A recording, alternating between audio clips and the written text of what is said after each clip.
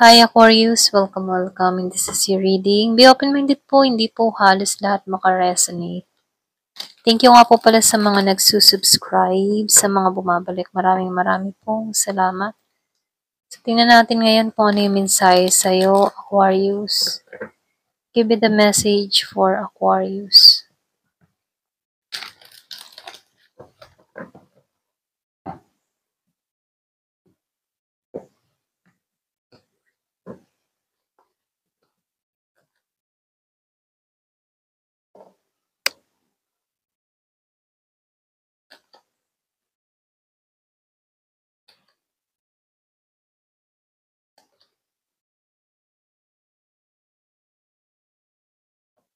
So, nakikita ko dito love reading, dun sa iba, kung meron kang problema about sa love.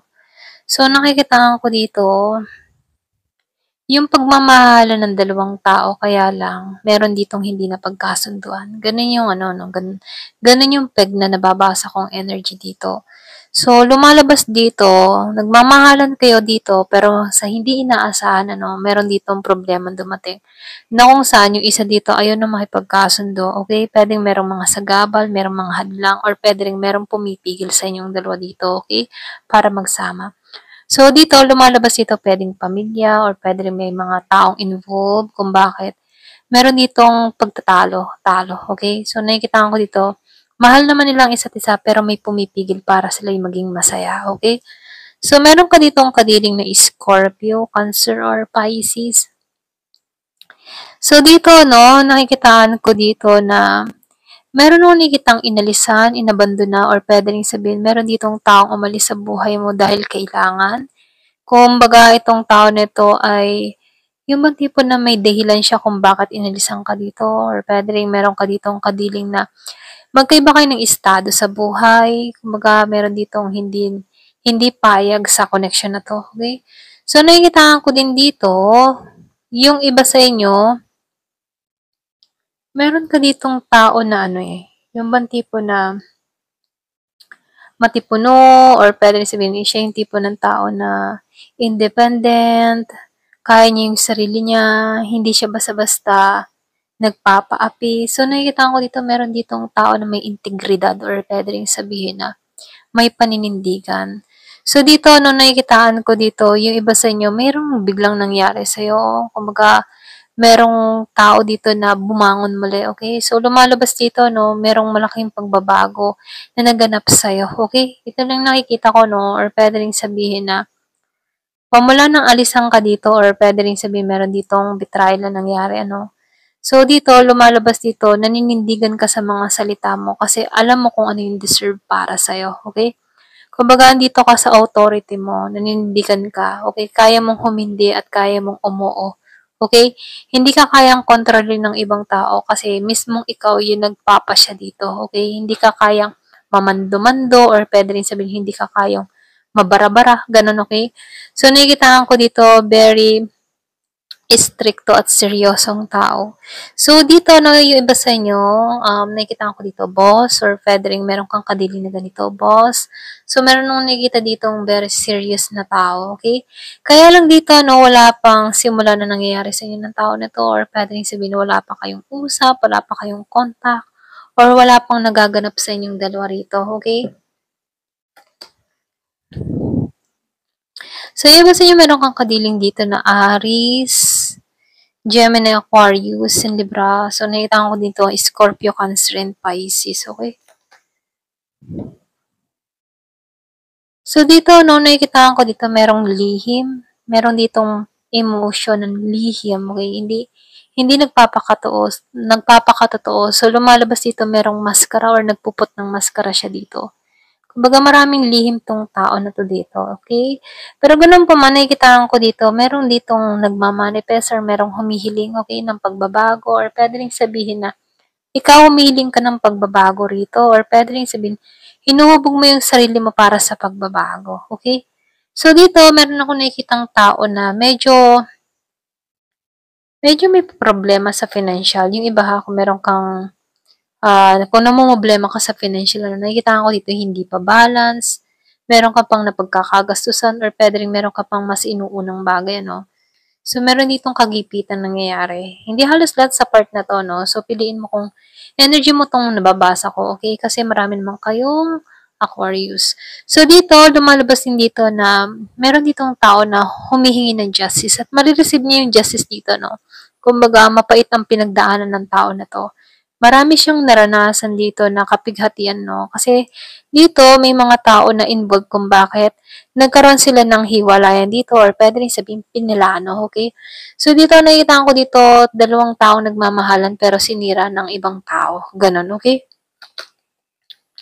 So, dito 'no, nakikitaan ko dito mahirap 'tong connection na 'to, okay? Mahirap yung kumbaga komplikado, okay? So, nakikitaan ko dito meron ditong hindi nagiging mapalad sa sitwasyon dahil sa mga nangyaring ito, okay? So, nafi-feel ko dito marami kang natutunan dito. Pero pagdating sa taong ito 'no, lumalabas dito na ayaw mo ng simulan 'to, okay? Kumbaga naranasan mong mawalan dito, marami kang natutunan sa mga pagsubok na kinaharap mo sa taong ito, okay? Pagdating dito 'no, ayaw mo na ng koneksyon mula sa tao na 'to. Kumbaga pagdating sa ex, ayaw mo na, okay? Kumbaga pass ka muna sa ex. Kung meron darating na connection, mas gusto mo yung bago.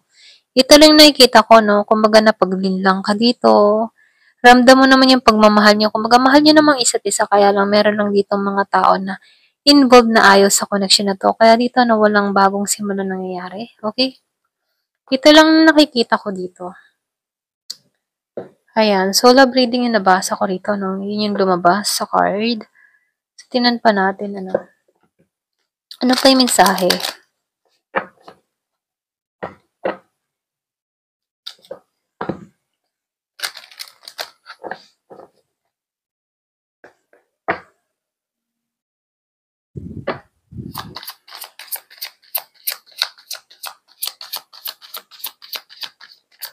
Give it a message. Outrageous openness. So, meron akong nakikita ditong mensahe para sa'yo, no? Dear love, open me to your will. Release me from my attachment. Surprise and delight me with your plan. You know what's needed and I'm open to receive. So, dito, no, parang sinasabihan ka dito na ito na yung time para tanggalan yung mga dapat tanggalan. Okay, at i-open mo ang sarili mo sa mga surprise na parating sa'yo, okay? Kasi nakikitaan ko dito, kailangan mo lang ditong maging positive, ano? Kasi meron ditong biyaya na ipagkakaloob sa'yo, okay? So, yung mga dapat na kailangan lang, dun ka magtuon, ano, at mag-focus. At yung mga dapat na, yung mga hindi namang importante, pakawalan mo na to, okay? So, nakikitaan ko dito, yung iba sa inyo, meron ka ditong ayaw simulan. So, dito, no, parang merong mensahe sa'yo na ipinagkakalob sa'yo na ito na yung time para pakawalan yung mga dapat pakawalan at tanggapin ang mga dapat tanggapin, okay? Kung ano lang yung importante, okay? So, nakikitaan ko dito yung sorpresa na mangyayari sa'yo, okay? So, nafe-feel ko dito yung renewal, transformation na magaganap sa'yo. At ito yung mensaheng ipinagkakalob sa'yo. Magkakaroon ka dito ng biglaang pagbabago. Hindi mo inaasahan, ganyan.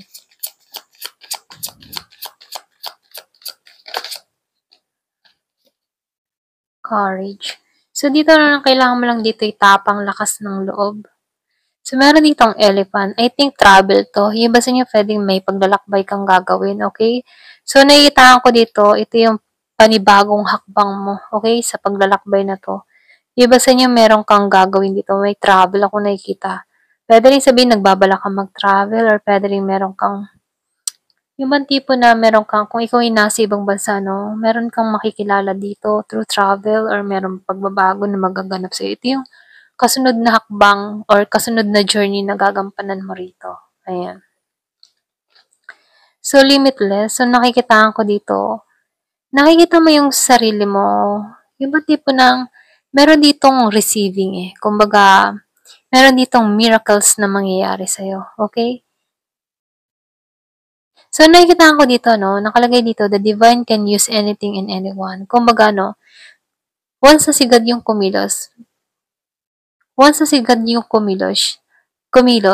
kaya niyang gawin ang lahat, ano, kung ano at kung ano yung pamamaraan at kung sino yung gagamitin niya rito. Okay?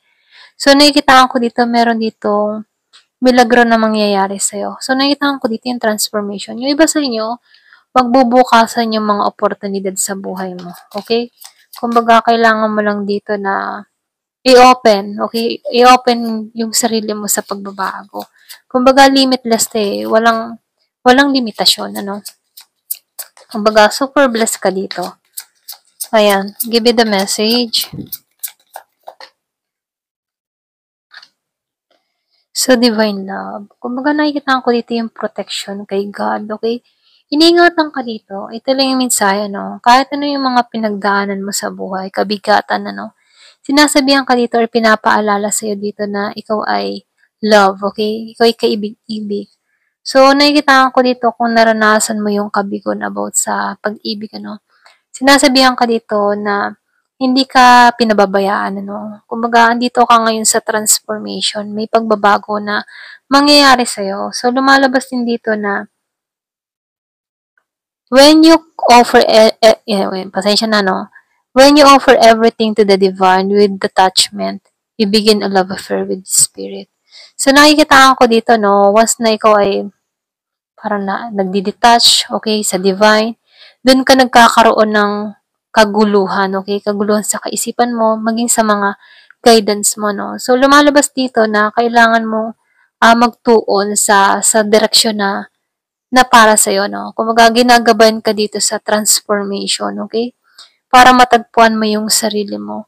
Kumbaga, nakikita ko dito yung paglaya mo sa sitwasyon, sa mga alalahanin. So, nakikita ko dito, no, meron mong nakitang pag-angat na magaganap sa'yo. Ito lang nafe-feel ko na kung saan no, patungo to sa kaligayahan, kasiyahan. Para kang agila dito, no? Malaya kang lumipad ng mataas na mataas. Ganon. Kumbaga, ganon yung plano ni God para sa'yo, no? Malaki. Okay? Malaki. Malaki yung gagampanan mo. So, nafe-feel ko dito yung transformation, pagbabago na mangyayari sa'yo. So, nakikita ko dito yung tagumpay. Luklok ng tagumpay kasi nakikita ko dito ang agila mataas ang lipad niyan eh. So, ganun ka, okay? Luklok ng tagumpay, ayan. Ito lang nakikita ko sa iyo, ayan. Thank you for watching. Love and peace.